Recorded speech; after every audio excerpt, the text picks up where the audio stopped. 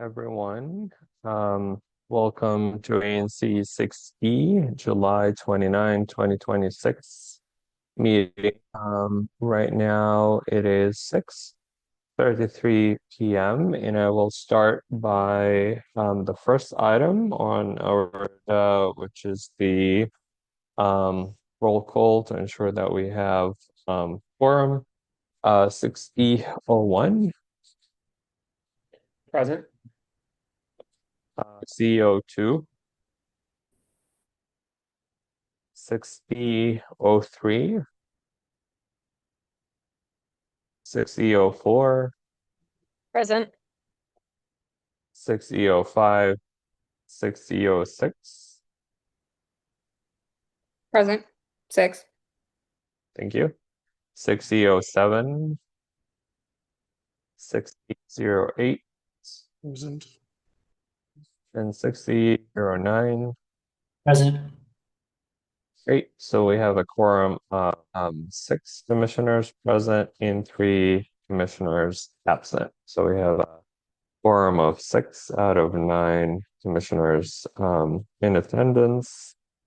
And then moving to the next item, which is an approval of the agenda for today's meeting.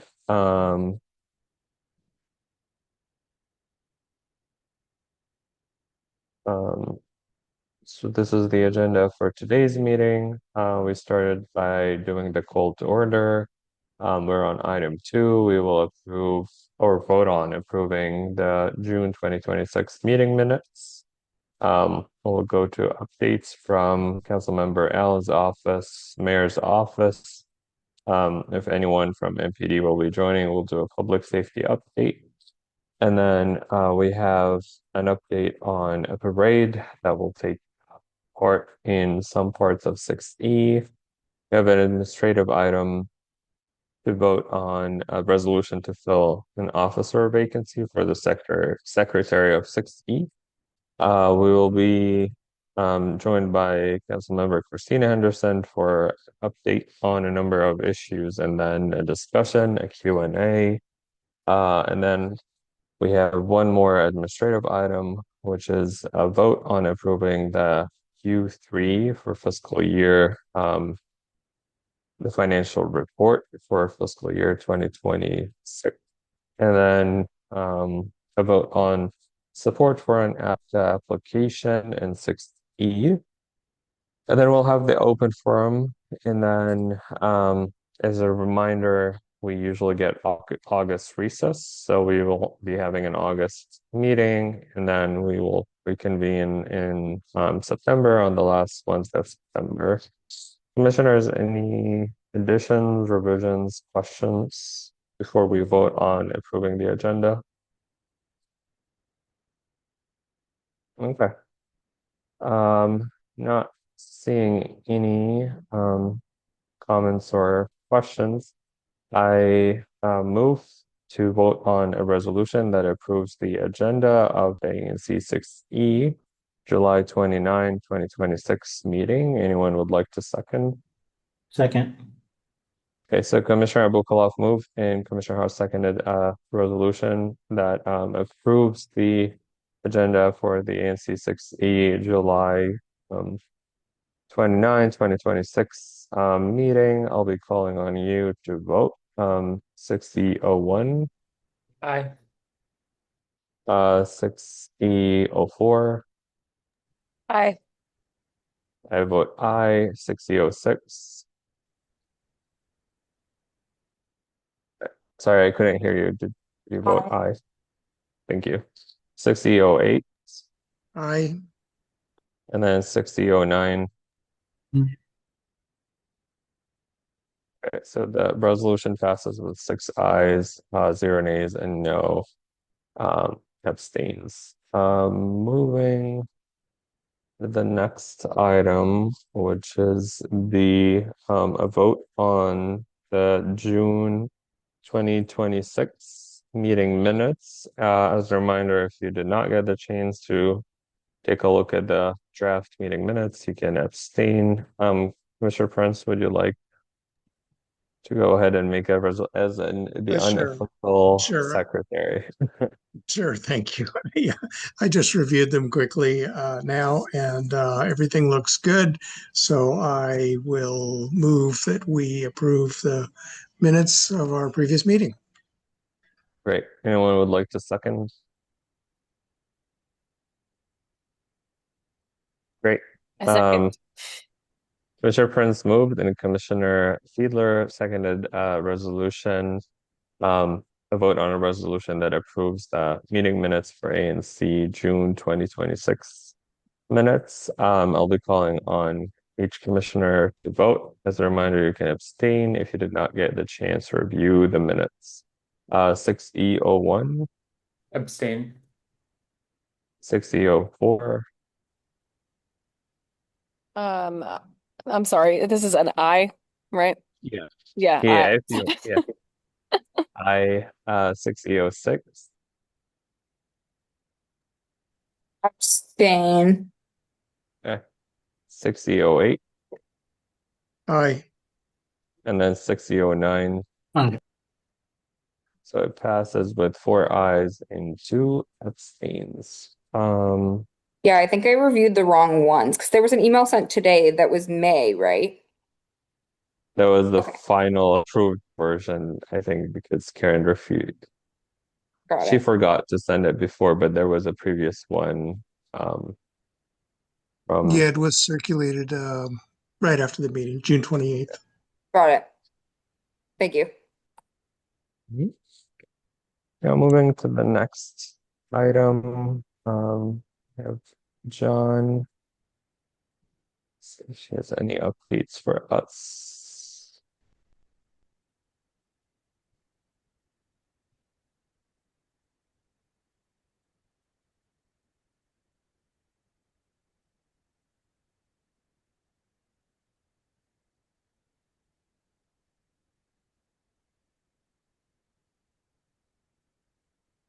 Good evening, John. Hey everybody. Um, I hope everybody is having a good week. I have just a couple things to catch you guys up on from Councilmember Allen. I wanted to thank everybody who came out for our pretty excellent turnout of more than 100 people at our Ward 6 week event at Mount Vernon Triangle Cobb Park. So that was really cool to see the park in action. I was really impressed with how little trash there was, um, except for a couple of remaining fireworks. But I think that people are really enjoying Ward 6 Week this year. There is still room. I wanted to mention this Friday from 2 to 5 at the National Building Museum if folks want to come out. There have been a number of events from the Spirit game to the Nats game. We have a lemonade stand coming up. We also did DC Central Kitchen today, volunteering, doing some lots of slice and dicing. Was really fun to be in that space. So I wanted to mention that. The other thing, let's see, Capitol Vista is a building that I'm focusing on, not from Councilmember Allen directly, but I wanted to let folks know that that's a building that's really in trouble. And we've been hearing a lot about all kinds of issues from trash that is, the chutes are all the way up to the ceiling with swarms and swarms of gnats, etc. But many other problems in that building that I'm going to be paying a visit to just to kind of check it out and meet with a few residents that have reached out before we escalate it to the next level. Um, the other thing I wanted to mention is that the budget is passed, even though the mayor hasn't signed it. It doesn't mean that it doesn't go forward, and it will go into effect. We did make some steps towards one-time investments of affordable childcare, most importantly, and first responder union contracts, as well as healthcare. We still need to talk about this fall about more sustainable choices that the council and our new mayor, Janice Lewis George, will have to confront depending on the DC economy in the coming years. But that will move forward. And I think that's all I have. I'm happy to take any questions. Thank you. Any updates, or if you can give us a brief summary on the bill that passed that was regulating resales of tickets Oh, for sure. Yep. concerts or shows? Yeah. That's exactly right. So we, Councilmember Allen introduced and passed unanimously the Resale Act, which is a long acronym for, I don't remember the whole phrase, but the idea is that you cap a price of a ticket on being resold. So, for example, and the intention behind that is to remove the bots from sweeping up entire swaths of tickets and not really making it available at the ticket price face value for regular people. So that is, I believe, going into effect pretty soon. It did pass unanimously and it was funded. So we're looking forward to that. A lot of support from our local um, businesses like the 930 Club, the Anthem, all kinds of vendors like that that we're thrilled to be a part of that action. So yeah, that's a really fun one.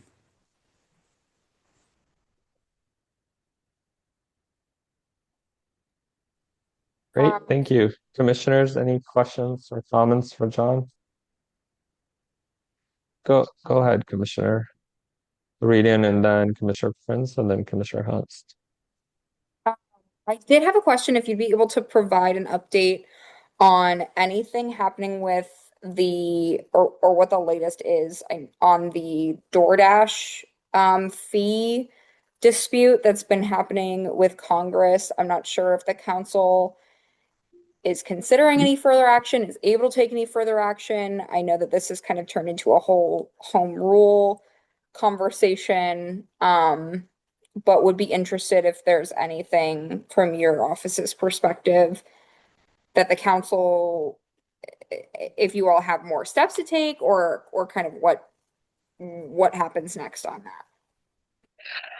We have been hearing a lot about that from neighbors, and I know that Councilmember Allen is pretty opposed to the fees and everything that's going on with DoorDash.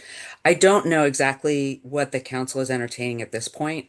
I'm happy to figure that out and report back to everybody here so that you guys can get your neighbors up to speed. But I don't know exactly what is on the table. That would be helpful. Thank you. Sure. Commissioner Prince, go ahead. Yeah, hi. Yeah, Jen, I just wanted to flag an issue that a constituent raised with me the other day, and I know you and one or two others in Councilmember Allen's office were CC'd about this concern, and it has to do with um, the crosswalk at Third and H, where the trees somewhat obstruct the flashing lights, and certainly in the lane that is the rightmost lane, where the arm of the flashing light overhead is either too short or the trees are too much or both. And then there's a little bit of a problem on the right. So I haven't yet reached out to my contact at DDOT because I know other people are on it, and I just wanted to mention that I see that intersection out my window, and I do agree that something needs to be done. It's a great improvement, but I don't think we're where we need to be yet on it. Public space, right? Pardon me? The tree itself is on public space, right? Uh, I think so. If the space between the sidewalk and the curb is public space, then yes.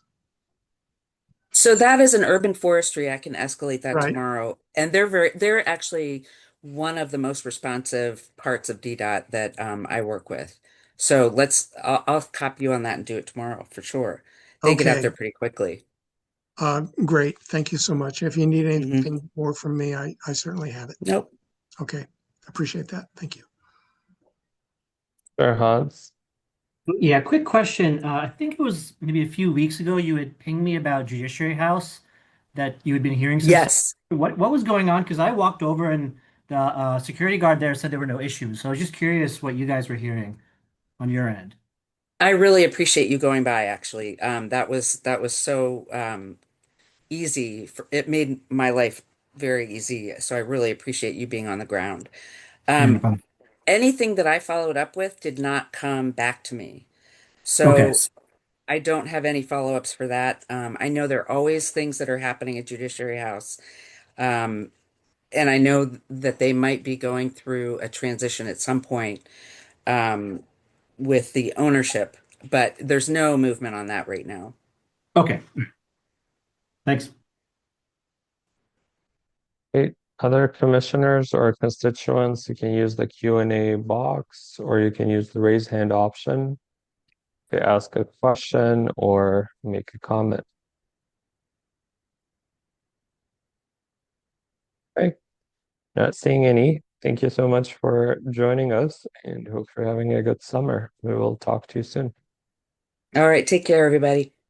Thank you.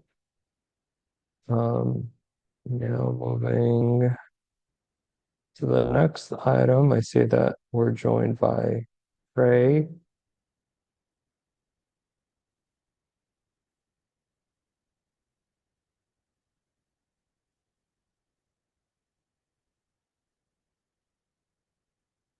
Hey, Trey, thank you for joining us. We're ready for update whenever you're ready. Oh, you're on mute. We can't hear you yet. Thanks for that. Good evening, everybody. Going to keep it real brief tonight. Just two announcements from the mayor's office. So first, this past week on July 22nd, Mayor Bowser issued the following statement opposing HR 9720, the DC Taxing Authority Review Act, which is currently being considered by the House Committee on Oversight and Government Reform. This would render the district incapable of recovering from the debilitating impacts of COVID, federal remote work, and DOGE. A safe and beautiful nation's capital can only be sustained with a vibrant economy. While the federal government should not touch the district's ability to raise and spend its local dollars, they can and should help us replace the economic activity lost through reductions to the federal workforce and a shrinking federal footprint. That will help us unstick this period of slow growth. Additionally, there are changes that they could make to the federal tax law that would promote local growth. The feds can help us attract and retain residents by increasing the child care tax credit, bringing back the home buyers tax credit, and enacting a bonus depreciation for new construction of multifamily buildings. Among the many ways they could help us drive growth and investment are expanding opportunity zones, enacting a bonus depreciation for new construction of research facilities, and being more strategic with tax policy in the Southwest Federal Corridor or with all former federal buildings. Any of those options will have a greater impact on the future of our capital city than the current proposal. And then finally, I wanted to shout out an event that's taking place tomorrow. So the Mayor's Office of Veteran Affairs is inviting you to its July Veteran Resource Symposium, which is held every last Thursday of the month. The symposium brings together key education resources and support programs for veterans, offering opportunities to learn, ask questions, and connect with services that can help you reach your educational goals. So this is going to happen tomorrow at 12 p.m., running till 1 p.m., and it'll take place in 441 4th Street Northwest in room 1117. That's just the two announcements for tonight, but I'm happy to take any questions folks may have. Commissioners, do you have any questions or comments for Trey, the mayor's office? Go ahead, Commissioner. Thanks. Sorry, I did have one more question, and I think you were sort of getting at it. I have one of the primary arteries of the MBT in my SMD here, so lots of cyclists and bikers coming through that have been concerned about whatever's going to end up happening to Haynes Point and about sort of the federal taking over of that space that has really become a convening and home base for a lot of Washingtonians. So wanted to, if you could flesh that out a little bit more, if you have any information. I'm not necessarily privy to what negotiations look like on that piece myself, but I am happy to get that information for you. So let me ask from our federal office and see if I can get an update on Haynes Point specifically and report that back. Yeah, that would be great. My understanding is that the feds have not made a lot of information public, but I know that there's a lot of concern that the golf course might become more expensive, more exclusive, and that the bike path might be lost entirely, which would not be great for a lot of residents. So Understood. But I will definitely report back with what I learn. thanks.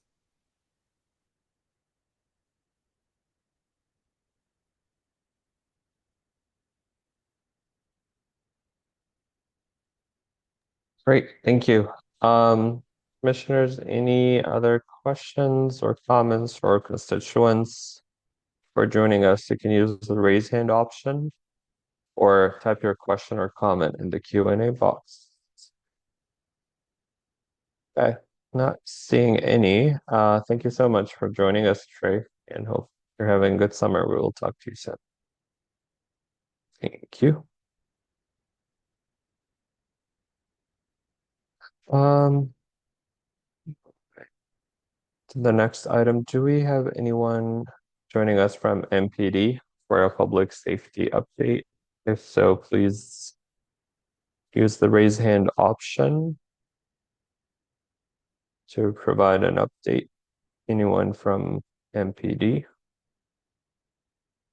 Okay, I don't see anyone. Maybe if someone joins later, they can provide an update.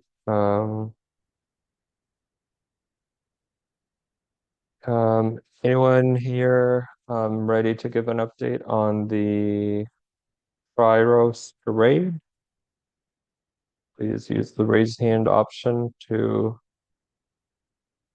promote you as a panelist.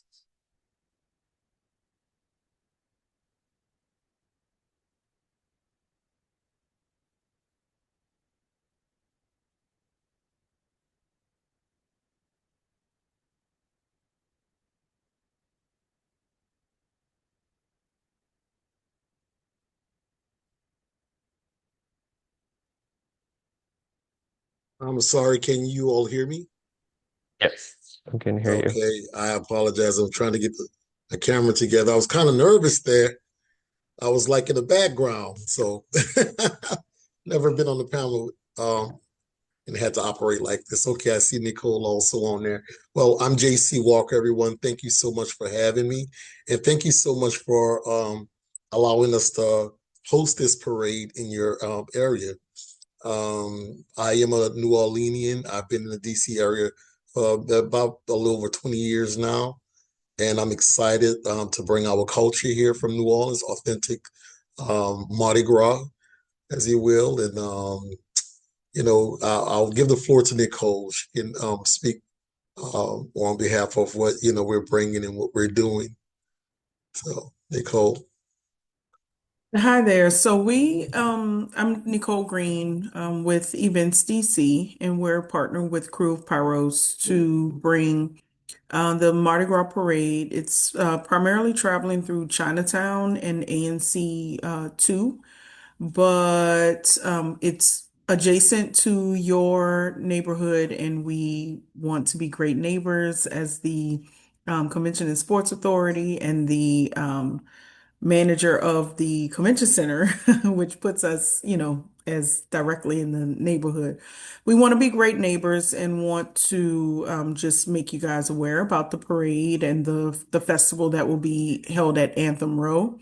It will be when I say festival, it's not going to be out in the street, but the parade starts at Chinatown Park, right across from Le Cologne Coffee, and proceeds down I. It turns left on 7th, and then right on G, and right at the Portrait Gallery, and then it turns right on 8th and ends at Anthem Row, where we will have a flag raising, a toast, and some performers It is free and open to the public. We do have a registration link that we have asked people to use just so that we get an idea of the number of people to anticipate. But the Anthem Row space, we are preparing for about 800 people. And the parade it steps off at 10, and we expect the last section to pass by 12. And then the stage at Anthem Row will kick off at 12. And there we'll have DJ Manny Fresh from New Orleans, as well as the Experience Band and Show, which is one of the local go-go bands as talent on that stage. So we seek your support. We originally planned this parade in January, you might remember, and you guys did provide support for it. However, the snow came the same week as the parade, and so we moved the parade to August 8th. So we will have, as JC said, in true New Orleans Mardi Gras fashion, giveaways all along the route, beads, stuffed animals, and different trinkets. It's family friendly. And we really, really hope that we bring a good crowd out that impacts the businesses positively. Great. Thank you so much. Commissioners, any questions, comments? We have provided support, which just indicates that we have no issues or concerns about the impact on the surrounding areas or traffic, but that's the only ask. Um, Constituents, also, any questions or comments? Okay.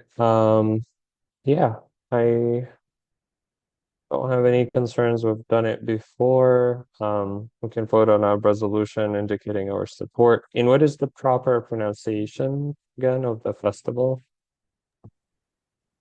Like, The what is the crew, correct way to yeah, pronounce crew of the crew? Pyros.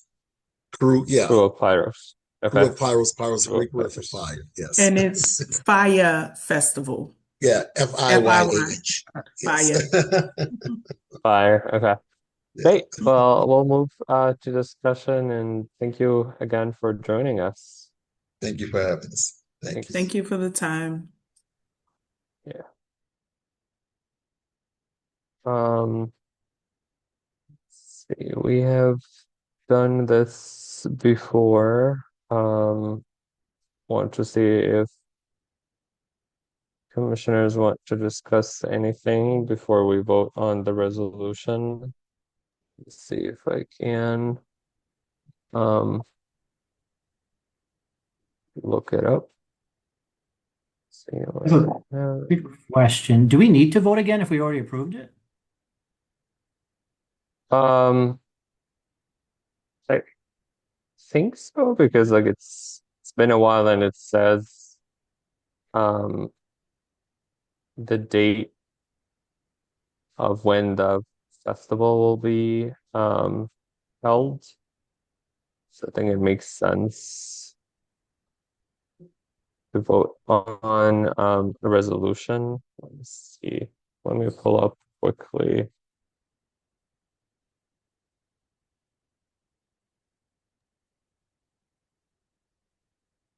If I can.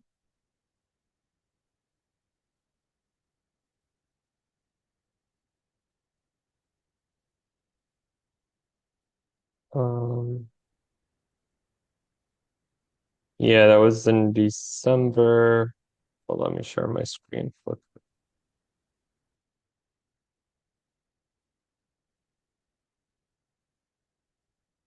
Um,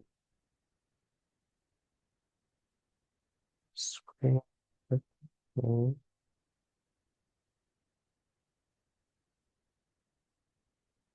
Um, Yeah, just the resolution says that we voted, that we got a presentation, no concerns, and then that we support the event. And we have no concerns about it, but I think, does it say when it will be held? I mean, It it doesn't, but does. I think No, it does, does. It's in there. It where does it says, say? um, whereas representatives from Events DC presented on the Oh crew yeah, of which will business be 7th held. Yeah, so I think it January. makes sense. Yeah, it makes sense to revote. Can do it quickly. Um, I move to vote on a resolution that expresses ANC 6E support for the Crew of Pyros event that will be held this summer in Washington, D.C. Anyone would like to second? I'll second that. Okay, so Commissioner Abukalov moved and Commissioner Prince seconded to vote on a resolution that expresses ANC 60 support for the Crew of Pyros event that will be held in DC this summer, and we have no concerns. I'll be calling on you to vote 6E01, Aye. 6E04, Aye. 6E05I, 6E06, 6E08, Aye. 6E09. Abstain. So we have 5 ayes and 1 abstain, and the resolution passes with 5 ayes, 1 abstain, and no nays. See that, Commissioner, Captain.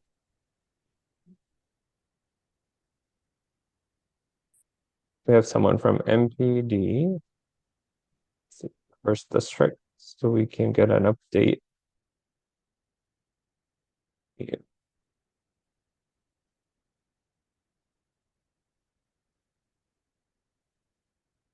Hello, can you see and hear me? Thank you. Yes, can see you and hear you. Okay, thank you for joining us. Great. Howdy, everyone. For those of you who don't know, I'm Captain Herbenak, First District, Sector 1. That includes PSAs 101, 102, and 103. And ANC 60 shares mostly with PSA 102, a little bit of PSA 101. So I'll get into the crime, to talk about the crime stats a little bit, and then talk a little bit about our plans here for the late summer and early fall. In the ANC, this includes a large portion of 5D. Violent crime was up slightly, but when you filter out to PSA 102, violent crime actually is remained just about the same with just 2 additional crimes, but property crime is down by 30% overall in the last 30 days.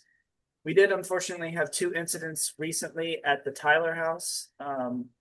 That there was a shooting yesterday in front of the Tyler House. We're still reviewing camera footage on there, and we did have a homicide that was up in the area as well.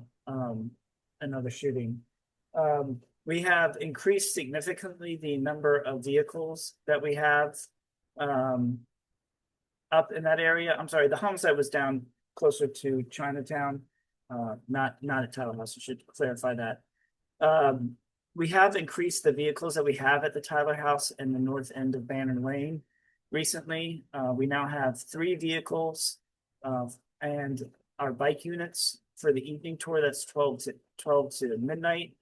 And we have additional units throughout the day, but we do see most of our activity, most of our violent crime does occur during the evening tour. That's 12 to 8 and 8 to midnight is when we see the majority of our activity. So that's where we're going to be focusing most of our resources up there. Like I mentioned, we do have our units that are there, are traditional police car units, but we have just started a mountain bike TAC unit. That unit consists of about 4 to 5 officers. They'll be patrolling the area on bike together. They won't just concentrate just on the Tyler House area. they'll move throughout the district, but they do go to those areas where we're experiencing an unfortunate increase in violent crime. So that will be one of the areas that they concentrate. We have traffic units also that'll be in the area, conducting traffic along the Union Block of M Street, 1200 block of North Capitol Street down to 1100 block of North Capitol Street. And then on the weekends, we've had units staged throughout the area for our juvenile curfew. As many of you know, the Juvenile Curfew Emergency Act was passed. That curfew starts at 11 p.m. Across the board. We do sometimes select areas for special curfew zones. Those zones start at 8 p.m. We've had one curfew zone, I believe it was late spring, along the Banner Lane area that started the day, but for the most part, we're working with just the normal curfew at 11. I was there this weekend working that. We have plenty of officers there to kind of work with some of that juvenile activity in when it starts to get near close to curfew, kind of get them redirected, get them home, get them someplace safe. And if they unfortunately do have to be stopped for curfew, we take them home and release them to their parents or guardians. That being said, we obviously, the America 250 was a big lift for MPD. We had a lot of officers staged downtown, but we did continue with our patrol operations. We have one more major event for the summer. That's going to be the F1 race. That's going to be August 21st, I believe, is when it starts kind of, the events start for the weekend and goes all the way to August 23rd with the actual race. The traffic closures with that will affect the ANC a little bit, but mostly down around the bottom of the ANC and Penn Quarter area. They have released the kind of footprint for that. It's going to be mostly around Pennsylvania Avenue, Constitution Avenue, but there will be a larger footprint where vehicle traffic will be kind of disallowed. It'll be similar to what we have for inaugurations, state funerals, things like that, where we have closures. You can see they're already building the grandstand in front of the Capitol reflecting pool right now, so that'll be the focal point. That being said, if there's any questions, I'm happy to answer from commissioners or the public. Yeah, I have a quick question, and apologies if you already mentioned this. I was curious if MPD has any data on the effectiveness of the curfews in relation to like crime. Like, have you guys seen crime has gone down since the curfews have been instituted? Just curious to know what you guys have been tracking on that. Well, we do collect data at the end of every curfew zone, actually every weekend. Every weekend we have what we call curfew enforcement operations. So whether that includes the zones or not, we track kind of activity as far as what curfews violations that we made. I will say the curfew zones are effective. This is just my subjective personal opinion, having worked in. They're effective for when we are expecting a large gathering or event to be in the area, because we can hyper focus on one specific area. If you think about like Yards Park down in Navy Yard, that seems to be a focal point for gathering. For some reason, for a while, it seems to have lessened up over the months, but it became such a focal point that every weekend groups were meeting up there. So it was really effective to kind of put out that spot fire, that area.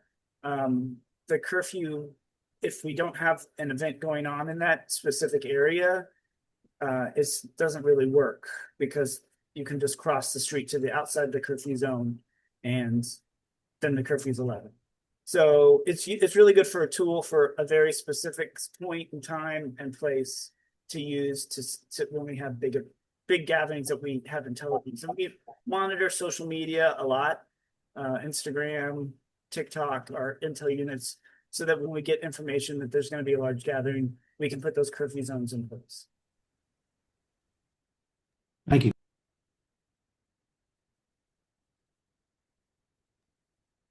Thank you.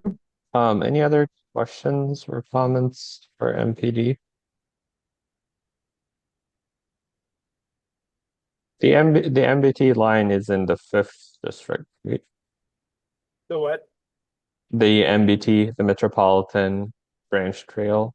Yeah, that's gonna be the 5th district. I know that because we had our NOMA meeting a couple weeks ago, that they've been really focusing on increasing bike patrol along the MBT and especially some of those areas that get heavy foot traffic on the weekends.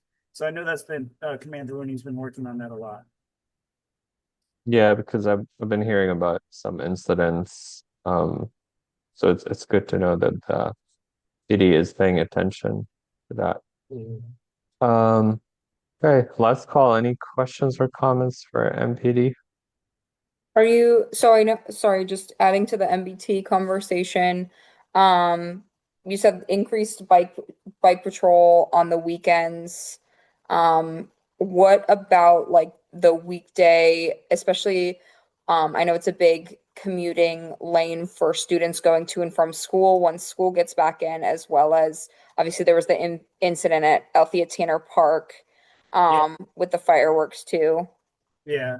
Yeah, I know the we've been Chief Carroll has really made a point for movie nights throughout, like movie family nights like that gathering, to make sure we the DPR events that we're paying special attention. Like for example, we have a similar event at Yards Park. We make sure we had special attention, more units in the area, making sure those are safe.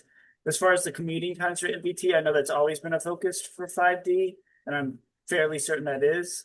As school starts up, we're starting two separate programs. One is called Safe Start.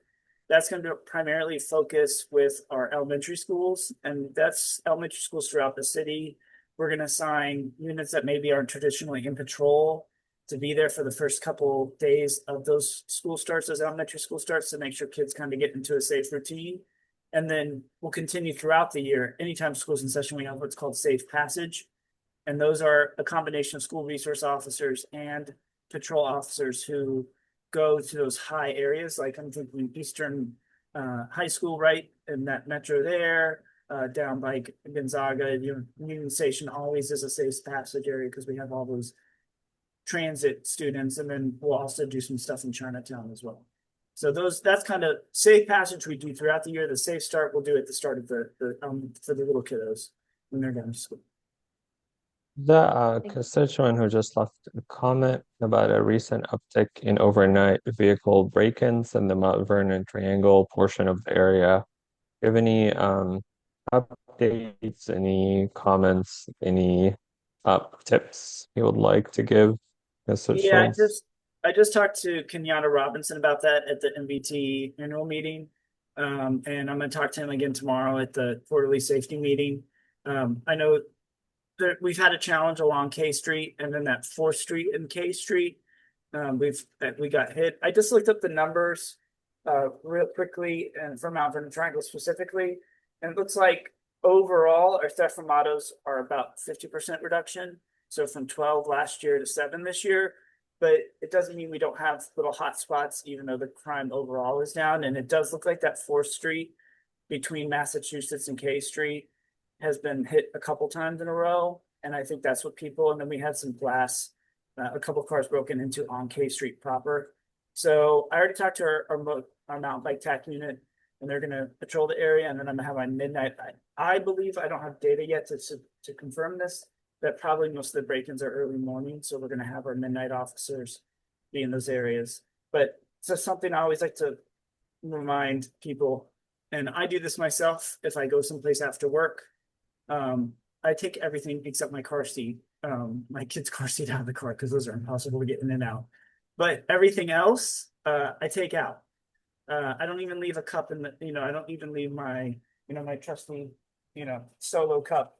I take this out of the car. I take everything out of the car. I don't leave anything. That you'll be amazed what cars get broken into, change in the cup holder. And unfortunately, sometimes people leave. The reason for that is because people leave expensive things in cars. Like we've had rings, engagement rings stolen out of vehicles. Of course, laptop computers, personal tablets, things like that.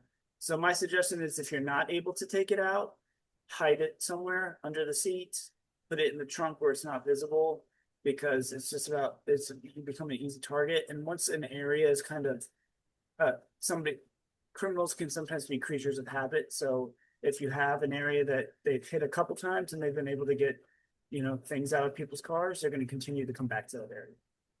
And of course, any of the buildings with garages where we're kind of having a security issue where people are getting into garages and getting hit, they can reach out to me and we can always come work together on that. Do some patrols and help them increase security. Great.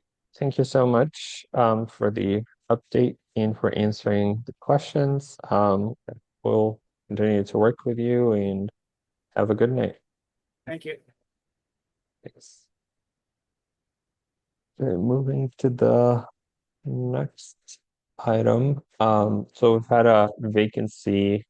Says a reminder that ANC 6E in our bylaws have four officer position, the chair, vice chair, treasurer, and secretary, and we've had the secretary position vacant for a while, and I'm glad to share that Commissioner Fiedler is stepping up to fill that vacancy and become the secretary for ANC 6E. And part of that process is that we collectively vote at. So we voted on other positions earlier this year in a public meeting. Commissioner Fiedler, would you like to share any words, Oh anything yes, about yourself? I've actually prepared a speech. I have not, but I Remarks. it's been really interesting being a part of this. I decided to do it because of a crosswalk in my neighborhood and have learned a whole lot of other things that we can help make a difference on, and so it's been really interesting, and I just would like to get more involved. So I'm happy to fill this vacancy. I've also just resigned my lease and I'm intending to run again. So I'm hoping to just continue to be more involved and continue to learn more about how to sort of make this a really effective working body for the neighborhood. So this is just a step towards doing that, and I'm happy to be helpful in whatever way possible. So those are my remarks. Great. Thank you so much. So I'll go ahead and move to vote on a resolution that approves Commissioner Fiedler becoming the Secretary Officer for ANC 6E. Anyone would like to second? Second. Okay, great. So Commissioner Abukalov moved, Commissioner has seconded a resolution that approves the Commissioner Fiedler becoming the Secretary of ANC 6E. I'll be calling on you to vote. 6E01. Aye. 6E04. Abstained? Aye? Sure. Aye. I vote aye. I Um, vote aye. or maybe you don't have to. Maybe you I'll don't vote. abstain. I'll abstain. I feel confident. Yeah, you'll abstain just to. Okay, great. I vote aye. 6E06. Aye. 6E08. Aye. Then 6E09. Aye. Great. So it passes with 5 ayes and 1 abstain. And congrats on becoming the Secretary of 6E, Commissioner Fiedler. Thank you for stepping up. And then I think while we're waiting, we can vote quickly on the Q3 financial report before we're joined by Commissioner Henderson at 7:30. Let me share my screen.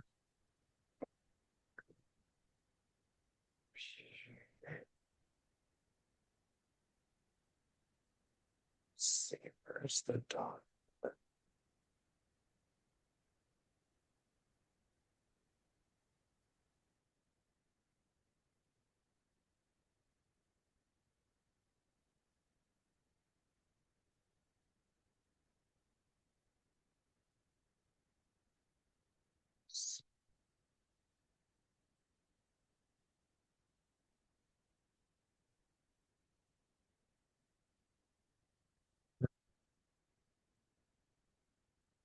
Report. Would you like to present?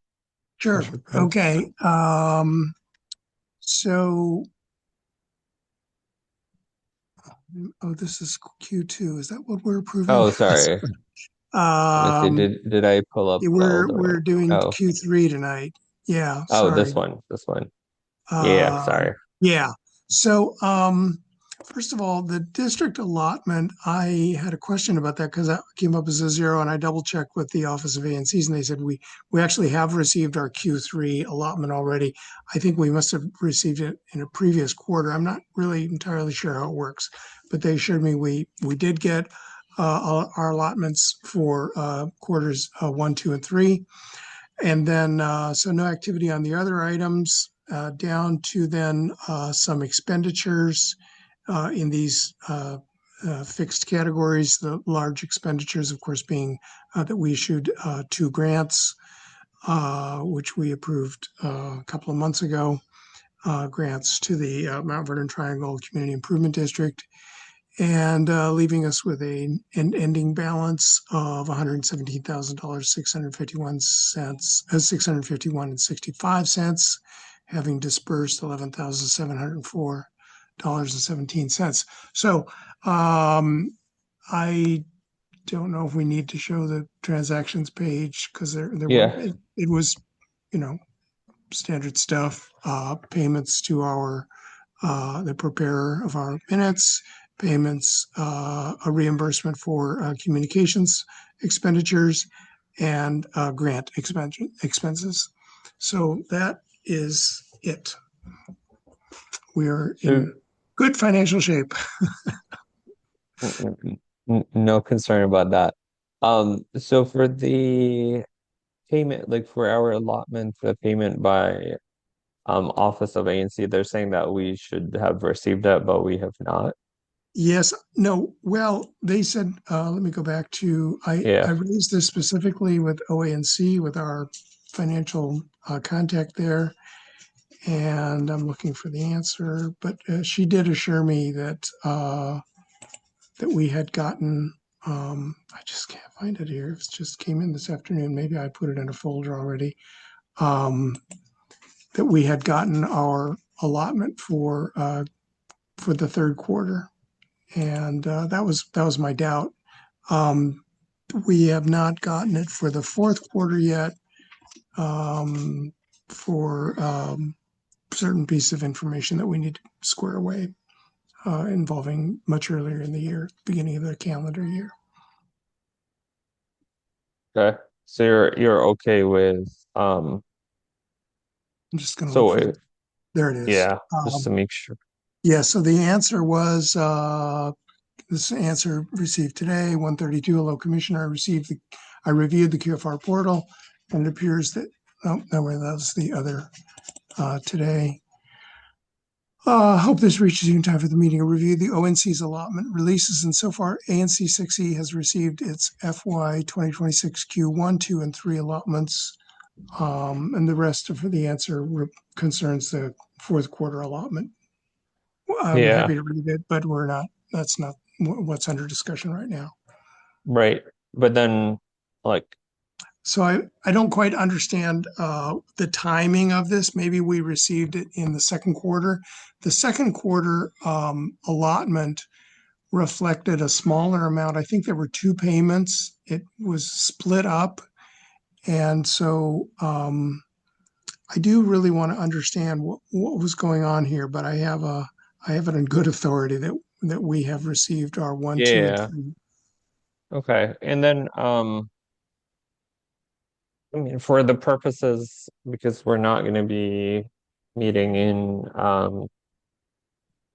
August, it's probably better to vote on this and then it can be amended if Yes. for some reason we find out that it was received during this period. So as a reminder, this is Well, March, let me April, just, and June 2026. yes, this is Okay. March 1st through June 30th. Yeah. Um, So it right. may have been, July, August, yeah, September being the fourth yeah, quarter. And so um, I think that maybe someone with more institutional knowledge understands the timing of this. Maybe we get our district allotment in the previous quarter. I don't know. Yeah. Okay. Yeah, we can look into this. I think it's fine to vote on this just to like keep the process moving because I think if we get delayed, we I have to also get file it. delayed. Yeah, there is a timeline for filing it, Right. and if we wait until September, we will be late. Right. We will miss the yeah, and it can be amended if we find out that we need to amend that to add the allotment. So I don't have Yeah, well, I major don't put the concern about allotment in. that. OANC puts it in, or it's automatic. Right. So, Yeah, yeah. But I yeah, mean like in this report, like if why we there's need to nothing amend. showing there. Well, that's Yeah, because they have not. No, wait a minute. We are in Q4 already. In fact, well, we're waiting just said. Well, I know we don't have our Q4 allotment yet, right. and so I suspect this zero reflects that they're withholding our Q4 allotment, but I'm not certain of that. So, Oh, I see, I but see. Yeah. It's probably like received before the allotment is received before, so this is about Q4. Got it. well, that's what I think. Yeah, yeah. I think that makes sense. Got it. Yeah. Okay. Yeah. Then I think we should be fine. Commissioners, any questions, comments? Looks good and straightforward. Okay. Commissioner Prince, would you want to make a motion to Sure. approve? So I move that we approve the quarterly financial report for the third quarter of, I guess it's FY 27 already. Although at the top of the document, what does it show? I don't have it in front of me anymore, but anyway, for third quarter. It That's says what's implied. 26. Yeah, it would be 26, right? Because 27 starts 26. in October. Yeah. So it would You're be right. You're 20. right. You're right. Yeah. Yes, of course. Of Yeah. course. Of course. Hello. Yeah. So, Okay. In a second, so Commissioner Prince moved and Commissioner Yeah, I Abukov second. seconded. Okay, Commissioner Hans seconded a motion to approve the financial report FY for Q3 FY 26. And just a note that it's 7:30 and we're joined by Commissioner Rogers. I'll be calling on you to vote on the resolution that approves the financial report for Q3 FY 26, fiscal year 26. 6E01, Aye. 6E03, Aye. 6E04. Aye. I vote aye. 6E06, Aye. 6E08, I and then 6E09. Aye. The resolution moves with 7 ayes, no nays, and no abstains. Let's see if we are joined by Councilmember Henderson. I don't think so. Let's see.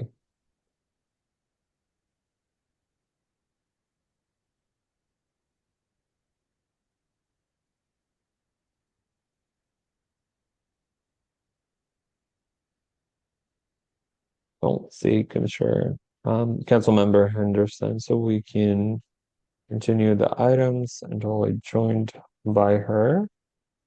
The next item is a vote on supporting an APCA license.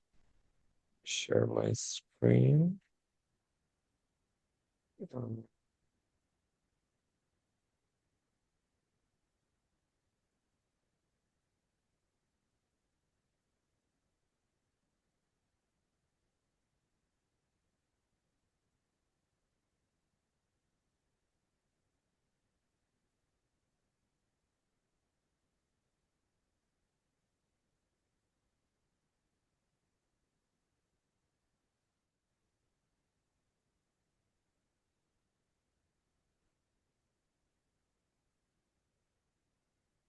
the item we have is um the license with APCA, it's Chef.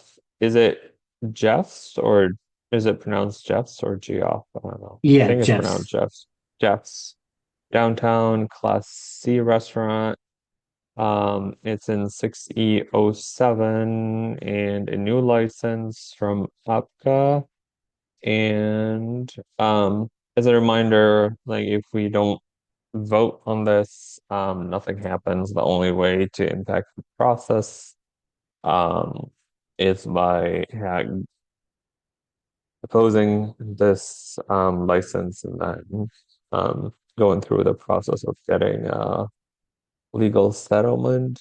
I don't have any concerns or issues. It's a new retailer's Class C restaurant with seating 484 and a total occupancy load of 210 indoors, sidewalk, cafe endorsement. And then just hours of operations. Anyone familiar with this restaurant or have any comments? This is in Commissioner Carson, I think. yeah, Yeah. that's true. Yeah. So she's not here right now. But I personally don't have. This is the second or third DC location for this restaurant, so I think it's reputable. the third, yeah. Yeah. It's going to be in the Georgetown building on that first floor. Oh, nice. Interesting. Okay. Cool. Okay. Sounds good. Well, let's see.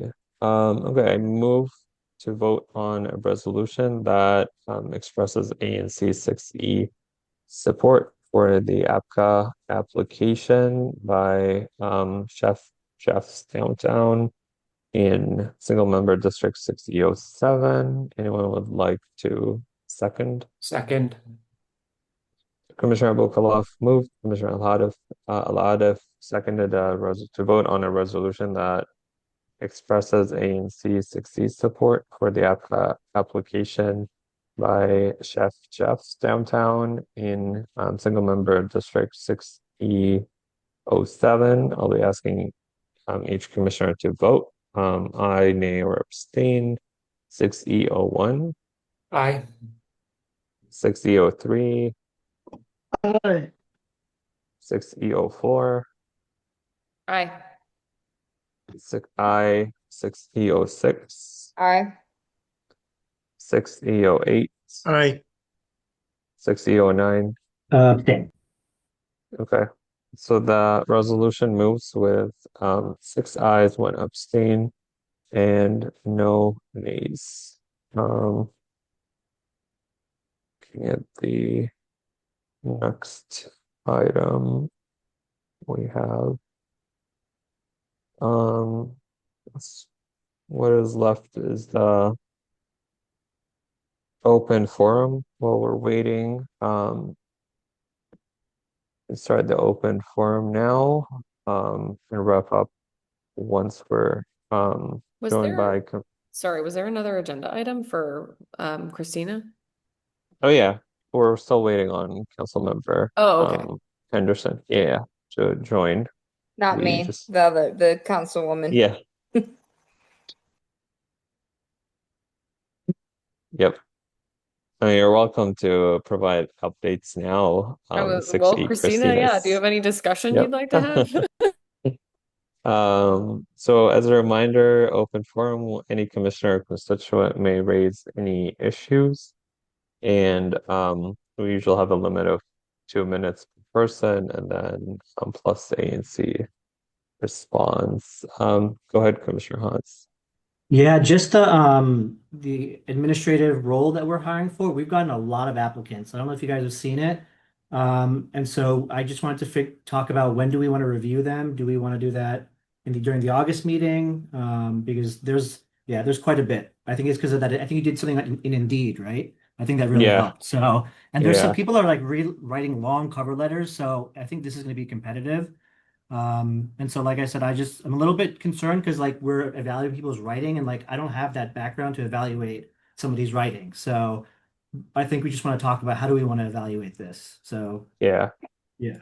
So we did extend the deadline because originally we only got, I think, two applications through the end of August. Um, but we probably can start looking at the applications, submit it. Yeah, let's discuss this. So we're not gonna have an August meeting, but we could meet separately um during like last week of August, early September to go through the applications um and decide on a process. Yeah, and anyone from the commissioners, it doesn't only have to be the officers. If you would like to be involved and you have the time and capacity to be part of the process of interviewing and selecting an executive admin as a consultant for ANC 60, please let us know. Commissioners, other commissioners, any comments, any questions, any topics for discussion during the open forum? On the Right. selection process, I'd be happy to help as necessary, as useful. Great. Commissioner Lareden.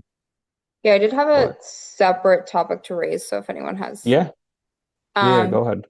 one thing that I did want to throw out, and we as a group, if we want to have further conversations offline or whatever to discuss this, but even during August might be a good time to think about it, is, had a lot of conversations with people when I was collecting signatures, and most people didn't know what the ANCs were, and was thinking about different forums where we could actually meet with people, and was thinking about the Noma Farmers Market as a potential opportunity to table there, meet people. As we were talking about the budget, that kind of made me think about maybe even getting some materials together, explaining what an ANC does, how you can reach out to us, the contact information, stuff like that. I have a friend that helps run the farmers market, and I asked him once, and he was like, "Yeah, if you want a table, no problem." So I'm curious if that would be something that folks would be interested in. I know that we also have, uh, I believe, statutory obligation to post and tell people when our meetings are. So this could potentially be part of that. But wanted to throw that out. I'm happy to kind of take the lead on organizing that if it's something that people would be interested in. It's Thursday.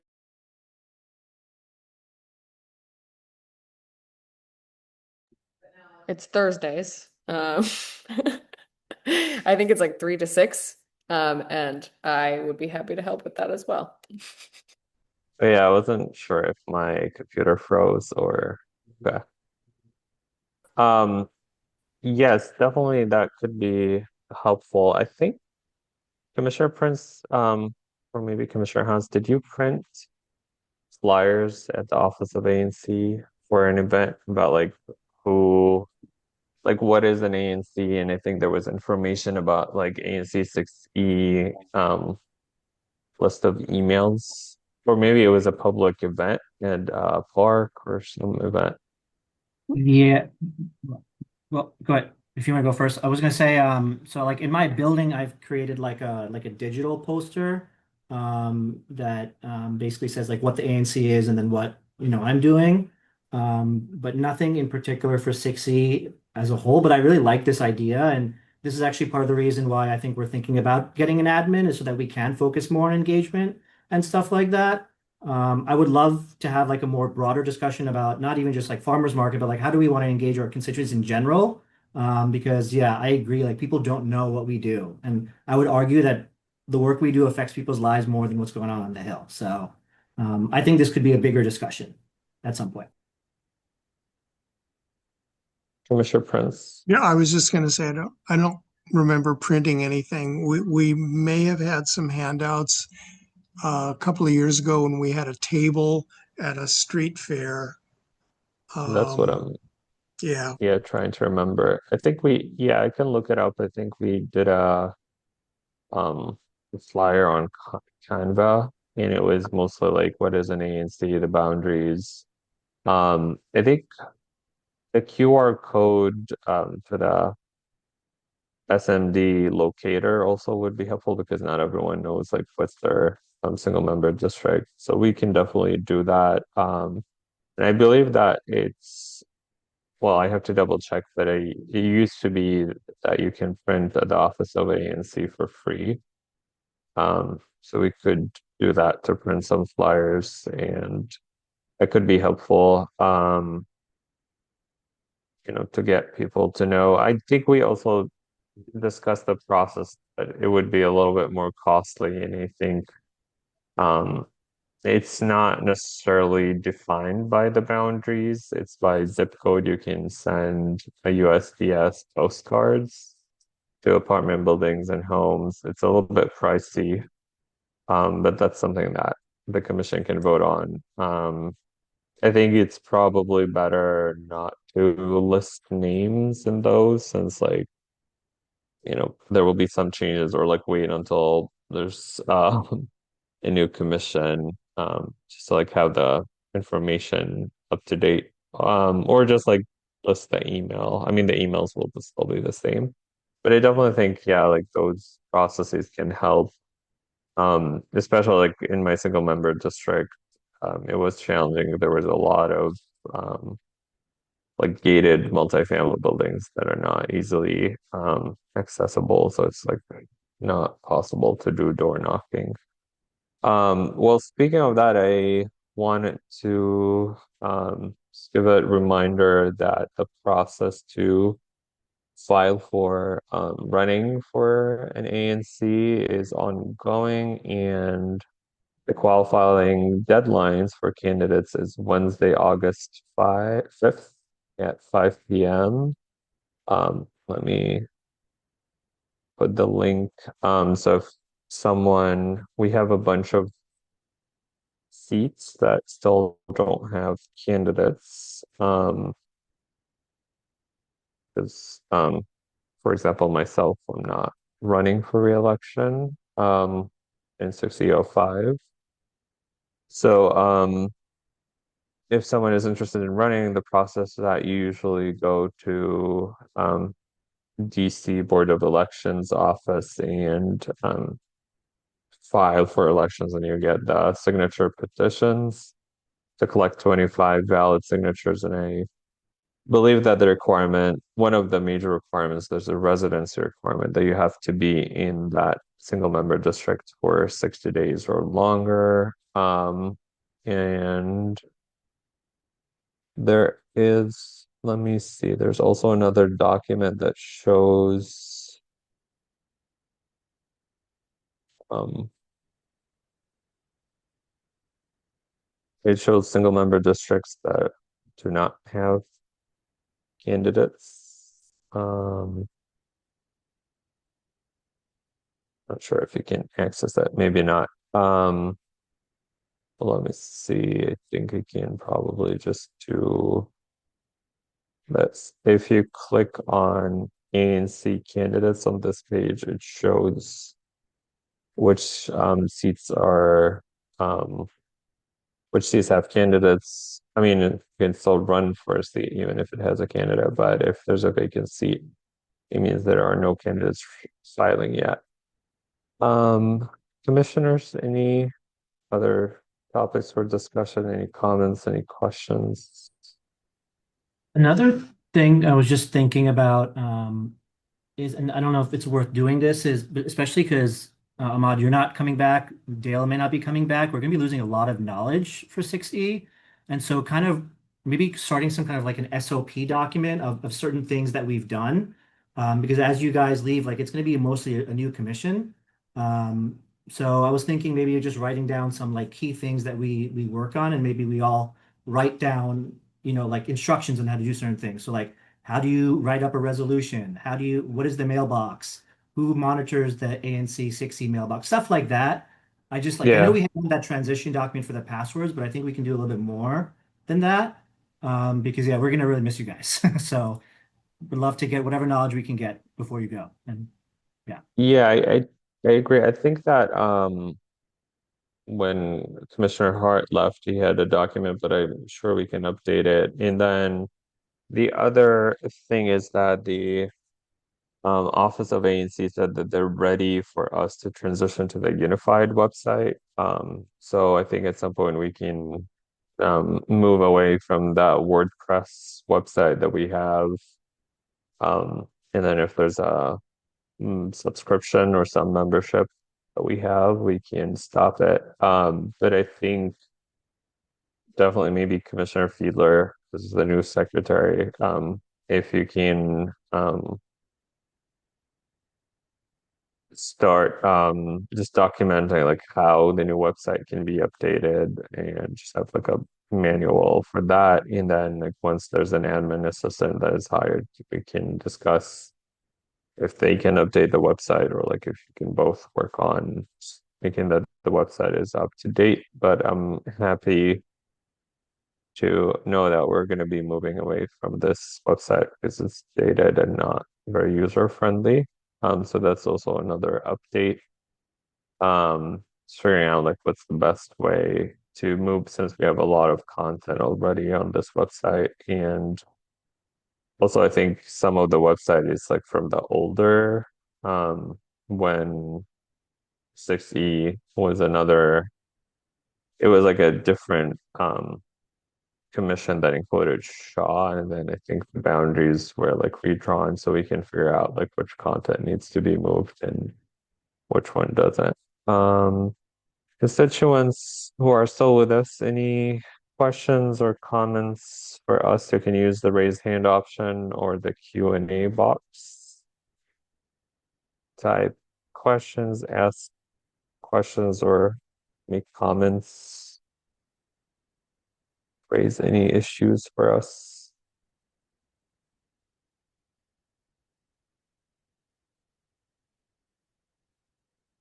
Or other commissioners, if you have any comments for discussion.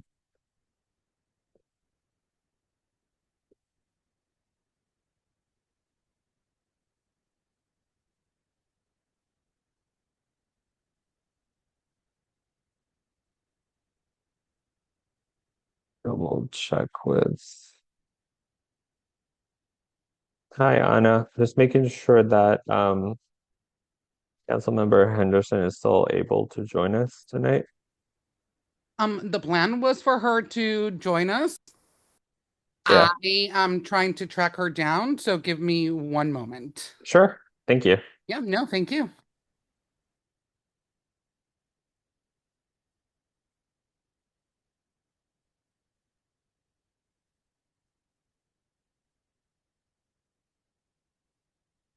Well, in the meantime, Commissioner or constituents, if you have any questions or anything you would like to raise, use the Q&A box or use the raise hand option.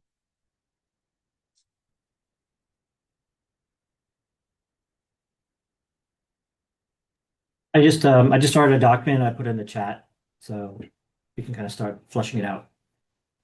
Great, thank you.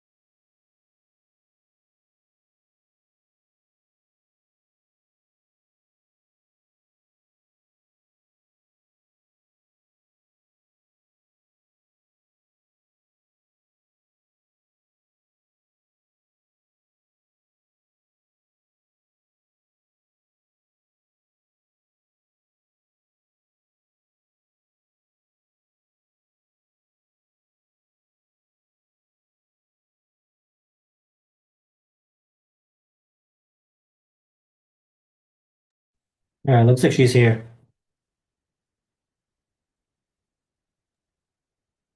Great.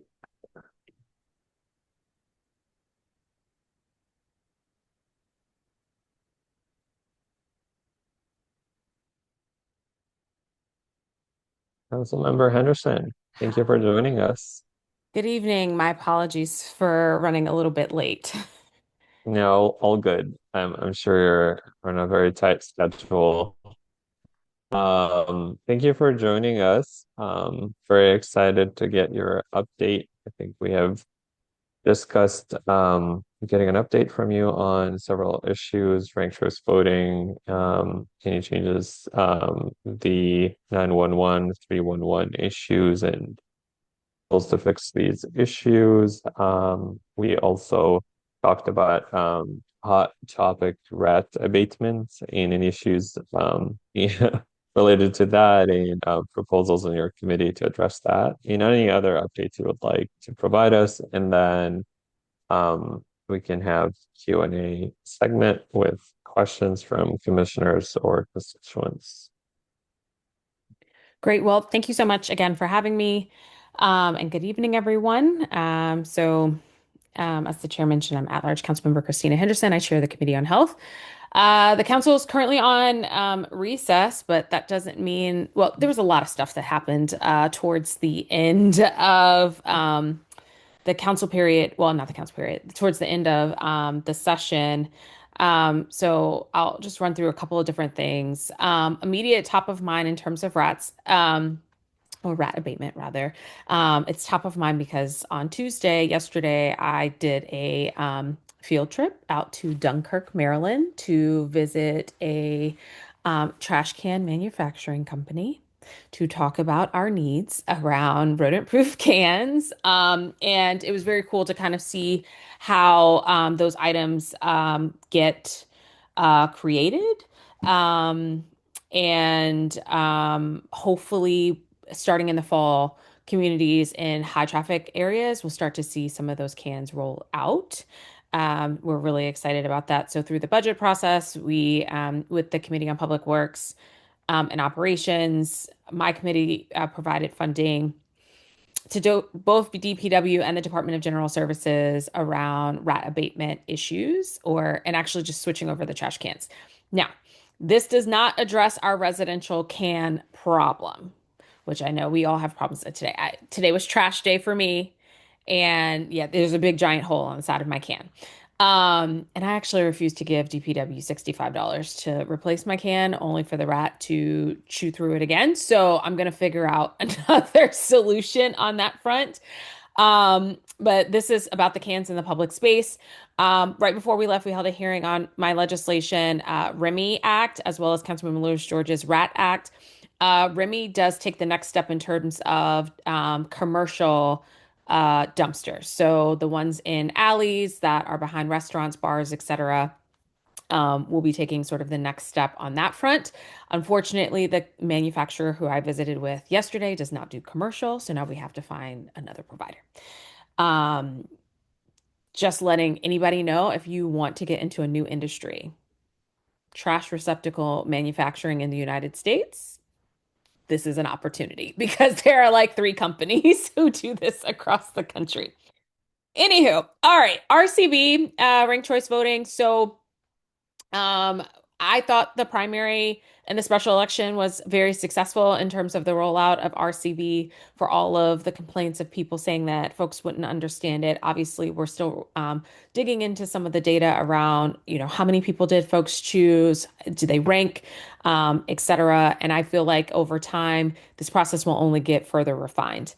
There was an issue that kind of came up as it pertains to the general election, that some of my colleagues were not comfortable moving forward with. And so what essentially will happen is, for the general election, in the past, for the at-large races, each DC resident has had the opportunity to vote for 2 individuals because there are 2 seats that are available.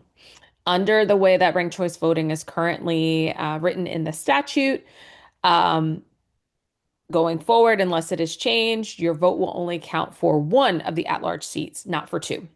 So let's say you rank let's say there are five people on the ballot, you rank five. If you pick the Democratic nominee and your first one, that will essentially your vote is locked, and your other votes won't necessarily be counted.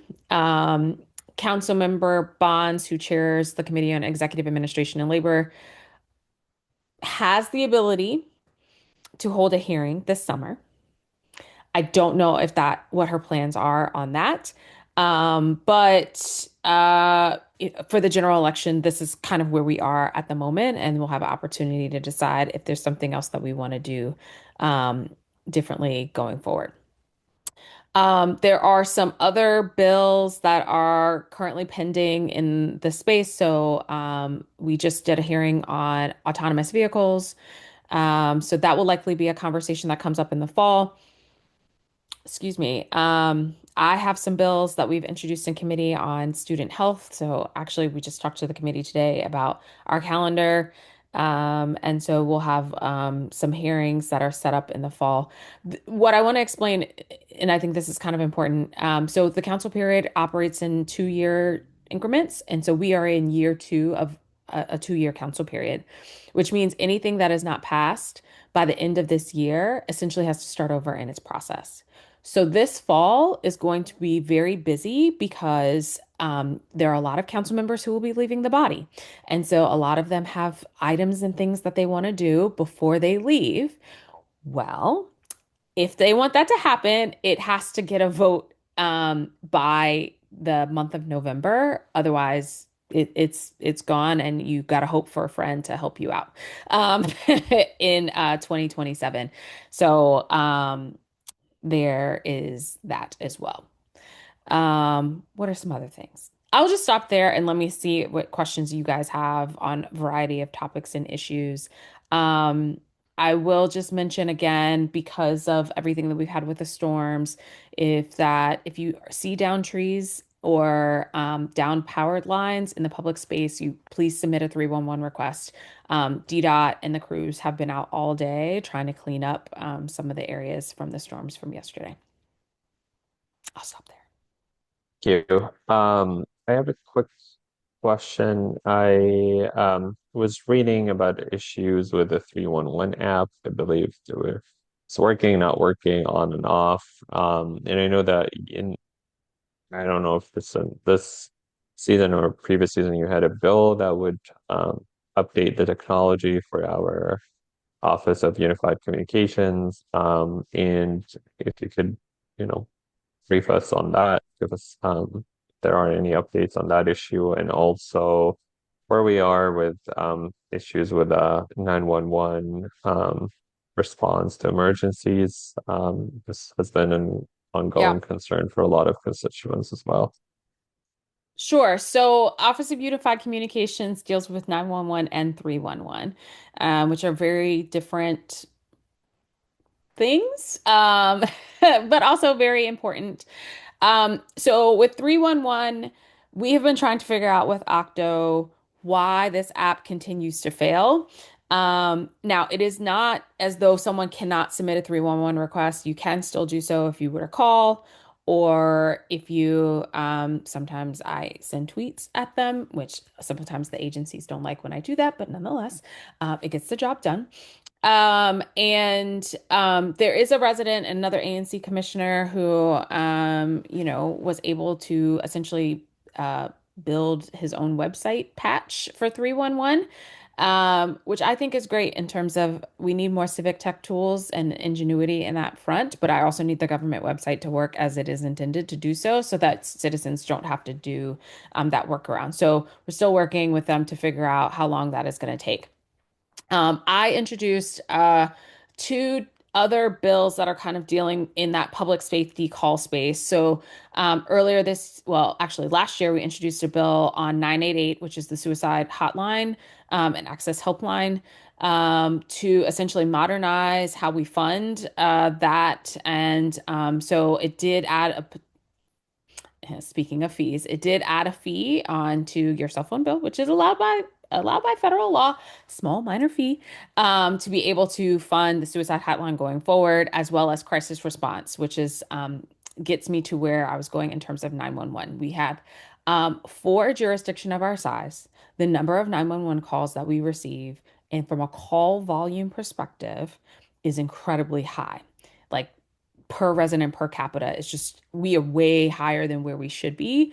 And some of that is we do have, the emergency is because we are well, we're the nation's capital, so we're a tourist destination and all of those different things. But also, we do have a lot of residents and others who call 911 for things that are not 911 type of things. For instance, remember a couple of weeks ago, well, actually, maybe it was like a week ago. I don't know. Days or weeks are running together. But the smoke from Canada, the number of calls that we got to 911 because people walked outside and said, I smell smoke, was incredibly high, even though we all knew what it was. Well, not we all, but clearly most of us knew what it was, and it wasn't an active fire in terms of why 911 was being called. The hiring for call takers and dispatchers has improved greatly.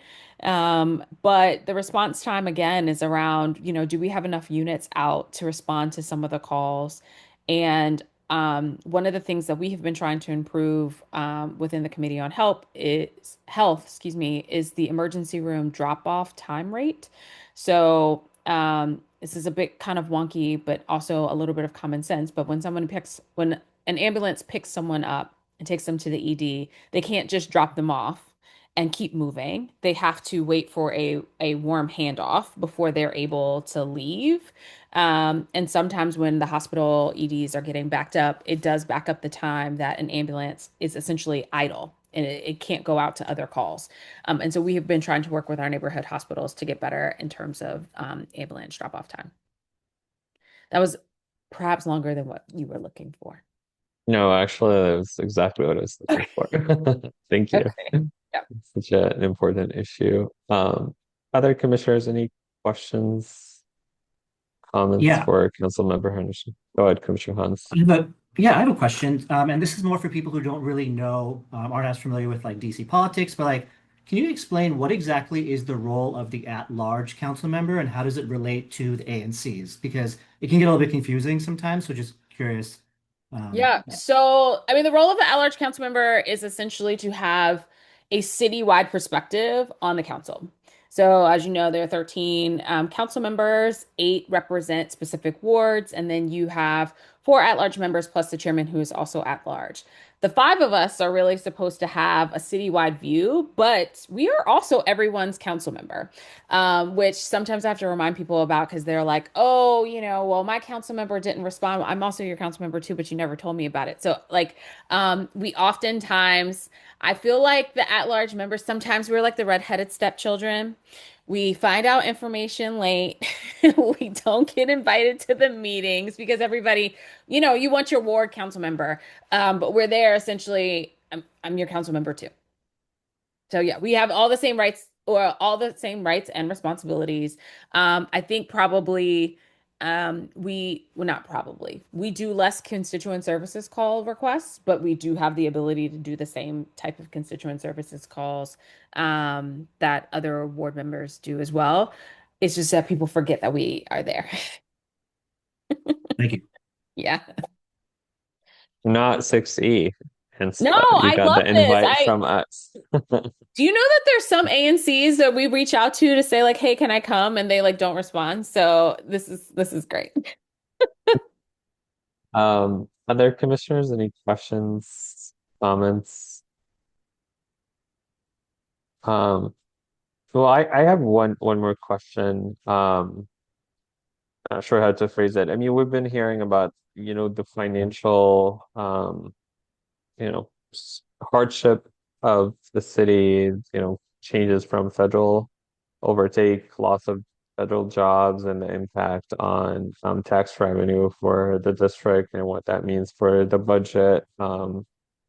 Maybe this budget was, finally um wrapped up in a good way, I would say. Maybe you can chime in about if like cuts were made or things that could have been funded differently we're underfunded. But if you can give us your outlook for the financial situation and what it means for future budget seasons, that would be great. So I'm just gonna be frank. Until there is a new occupant of the White House, we are going to have tough budgets because, in part, so much of the district's economy is tied to the federal government, the federal workforce, and federal contractors. And so long as havoc is being played in that arena, it does negatively impact the finances of the district. Thousands of district residents lost their jobs due to federal layoffs, agencies closing, consolidations, etc., federal contracts not be extended, and sort of the likes. And so it does create a really tough environment. And earlier this summer, when I was having conversations with a chief financial officer, and we were talking about the revenue impact or the revenue forecast, rather, it just hit me. I was like, oh, wow, you are not going to change our revenue forecasts until this man leaves office. And what is more frustrating about that is that there are a variety of different things that the council could do from like, oh, when people say we need to recruit more businesses, we need to do X, Y, or Z. And there are also parts of this where we cannot control it because the rest of the country continues to vote for somebody, is essentially kind of where we are. Next year is going to be tough. The mayor was like partly not wrong in her letter when she didn't sign the budget, where she talks about there is a fiscal cliff that will come in fiscal year 28. We're starting fiscal year 28, or we will be starting fiscal year 28 spending more money than we currently have. And so I think there are going to just have to be some choices that are made, but choices that are made in a way that also is ensuring that we are, one, meeting the basic services of the city, right? Picking up trash, public safety, providing healthcare, et cetera. And also taking care of our most vulnerable residents, including our children. So I think it's going to force folks to sort of lean in, and also force the government to get more efficient and more creative in terms of how we fund some of these things and what the priorities will be going forward. Thank you. Commissioners, any questions for constituents who are still with us? You can use the raise hand option or type your question or comment in the Q&A box and they can read it. In the meantime, I have another quick question. So in our commission in 6E, we often hear from constituents about buildings with maintenance and operation issues that continue to be unaddressed by the city, including mold, flooding, rats, uncollected trash, sometimes elevators that work on and off. And it seems like we continue to talk to different agencies and different council offices, but these issues are unaddressed. And one solution that have been discussed is having like a building-wide review of the issues, like documenting this in one report, because I've been hearing from tenant associations about how they get a representative from Department of Buildings one day, and then like the following week they get someone from Department of Energy for mold, and that's like never like documented in a way that shows how the building is not functioning. So I'm just curious to hear your thoughts about this, if you have any suggested solutions, and if you're hearing about this from other areas and other commissions. Thanks for the question. Not necessarily from the perspective of variety of different agencies. So one agency that has really stepped up a lot in this conversation, and it has been, I think, getting some success, has been the Office of the Attorney General.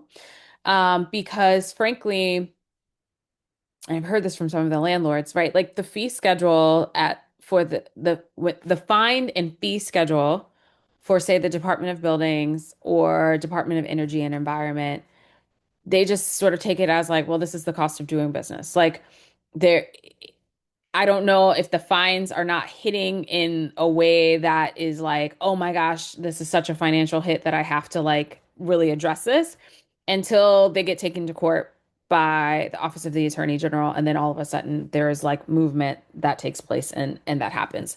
And so I think that calls on us to sort of reevaluate whether or not um, our enforcement tools are actually working or is truly a tool at all in the eyes of landlords, or whether or not they just see it as like, again, oh, this is kind of a nuisance and a means of sort of doing business, if you will. Um, I'm, I am excited for January and the opportunity for just fresh leadership in a lot of these agencies and ideas. Um, 12 years is a long time. And sometimes people get comfortable. And I think, especially in the next few months, I hope I don't see this happen, but I'm already starting to see this happen where um, we're getting more lackadaisical responses from agencies on things like this. And so I hope that folks don't quit before they are done. Great. Thank you. Um, Last I will call. just say documentation is Yeah. important. Documentation Right. of the issues are super important because when the OAG brings cases, it's pattern and practice. And in some of these cases, like the landlord can't really deny it because this has been a situation of like lots of documentation across time. One of the things we do have difficulty with is when folks, unfortunately, when residents are suffering in silence, if you don't report it, even once or at all, it's really hard for us to be able to address it and to get a solution on the back end. Mm, yeah. I think one issue that we've been hearing about is that sometimes when a tenant is using, housing voucher or some form of assistance, they are concerned about retaliation. So sometimes they do not work. But it's been better with having more of formal formal tenant association that can get legal aid and then you know report these issues without individual tenants being concerned about retaliation. Yeah. Last call for questions, comments, or I can keep going, Audience is shy. I have a lot of questions. I have to say thank you for Commissioner coming and for speaking to us. It's been nice to hear from you about these things, and just want to thank you for your work. Thanks, Julia.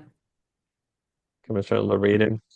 Yeah, thanking you as well. Sent you a little message, but your work with the MedStar postpartum bed closures, I think, is really big as well. New mothers, first time mothers. I know I've have some friends in DC that like it's a huge topic of conversation, like where they're gonna go, like choosing which, like making their birth plan and like where they're gonna go is a huge decision, and very stressful for a lot of mothers, especially Black mothers in DC. So um, not great that those resources are shrinking. So thanks for your work on that too. Thank you. And fantastic name, by the way. I know I was almost put on the spot to give a 30-minute something today. I was like, oh no. Oh, The other Christina on the council, not you, Commissioner. Well, great. I just have one last quick question.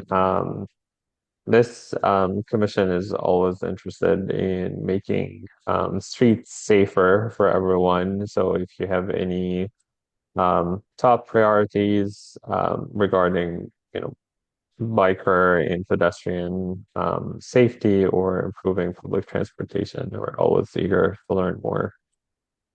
yeah. So there's a upcoming RFK meeting, or RFK transit meeting that's specifically on some of these issues in terms of what is some of the infrastructure going to look like in terms of the new stadium infrastructure that you all might be interested in being in Ward 6. The other thing, and I mean, this was just on the news about this, unfortunately, a woman who lost her life in a hit and run. It was in Ward 5. And also, she was in a park, to be clear. Like they showed the area, there was a car that literally, she was standing in a park and the car smashed through the iron gate and benches. And this was on South Dakota. And I think it just sort of underscores like we could put all the infrastructure in the world up. And also, if people don't have the personal responsibility and accountability and integrity to slow down, um, these things will continue to happen. Um, and but also from the government side of things, I don't feel like we've done all we can on the infrastructure around street safety and forcing folks to slow down. Um, there are some intersections where automated traffic enforcement is no longer a viable deterrent. And so maybe you have to bust up somebody's car. That's kind of where I am. But, here we are. Uh, maybe a little bit more radical on some of these things, but um, I it is the saddest thing ever when I have to go to a ghost bike ceremony or to talk to a family or some, you know, where the pedestrian or the cyclist or the whoever who is not the driver has done everything right and they still are facing some of these challenges. And so I think, though, a lot of it is around the psychology too. We've been trying to roll out some, I don't know if you've probably seen some of the signage where it tells you how fast you're going. Like when you drive by, the numbers sort of change. And I think DDOT has been trying a lot of different ways to get people to be aware because a lot of people think, oh, well, I'm only going 35. Like, how bad can that be? Well, 35 against a body or 35 against a bike can really kill someone. And we're just going to keep sort of pounding on this issue. I'm not finished with it at all. I did a ride along with MPD, and we talked about traffic enforcement from the perspective of a police officer. And fun fact, not all of our police vehicles are outfitted with radar for speeding. So when you guys see when you see a car that you know is going fast, but then you see a police officer who's just kind of sitting there, it's not because they're also not recognizing it, but they literally don't have the technology in their vehicle to even prove that the person was speeding. So when a cop does pull someone over, it is because you have done something so egregious that they have reason to believe that you're going to harm yourself or someone else. So DUIs, running red lights, etc. But it's something that we always have to keep working on, particularly, and hopefully ANC can help with this as we had back in August when we are starting these conversations or not conversations, but more of a public awareness campaign when we head back to school. I've been in some areas in front of schools where people are flying. And okay, in 4 weeks, I need you not to do that now, but especially in 4 weeks when you have little people who are walking across the street just trying to get to school. So if you guys can promote that in your public communications as we head back to school, that would be great as well. Because sometimes folks just need the reminder of like, school zones are back in effect. Thank you so much for joining us. When we have council members, we like to wrap up with on a positive note. So if you could share with us one positive things or something that you're excited to do this summer before we wrap up, that would be great. Um, oh man, the summer. I feel like the summer is already over. No, Um, no. no, but I have Not tickets. until Labor Day, right? I have tickets to City Open in Rock Creek Park tomorrow. I'm really excited. I don't even know who's Yeah. playing at the game, but I feel like it's really cool to have a WTA tournament in our backyard, essentially, that you can go and see the players and hopefully see a really good match. Let's see what else. The Mystics are playing at home on Friday. I'm a really big uh, women's basketball buff. So there's a lot of fun stuff that's going on. Also, a little plug because I was just at National Theater yesterday. They finally have single sale tickets up for their 2026-27 season, including Hamilton, which will be here for 7 weeks. So go get your tickets. Great. Thank you again for joining us for the update and answering our questions, and looking forward to continue working with you in your office. Great. Thank you guys so much. Really appreciate it. You have a good night. You have a good night. Okay. Um, I think unless anyone has anything to discuss before we wrap up, the next meeting will be on September 30th, 2026, since we have August recess. We won't have an August meeting, and unless there is anything else you want to discuss, I can move to vote on a resolution to adjourn. Okay. Not hearing anything. Oh, go ahead, Commissioner Loretta. Did you need a second or no? Sorry. Oh, yeah. Um, yeah. Um, and so Commissioner Abukov moved and Commissioner Loretta seconded a resolution to adjourn the July 29, 2026 meeting. We'll be calling on you to vote. 6E01, Aye. 6E03. Commissioner Rogers, are you still with Aye. us? Aye. 6E04. Got it. Thank you. 6E04. Aye. 6E05, aye. 6E06. Aye. 6E08. Aye. 6E09. Aye. So the resolution passes with 7 ayes, 0 nays, and no abstains. Thank you everyone for joining us, and enjoy the rest of your summer, and we'll be back in September. Have a good night.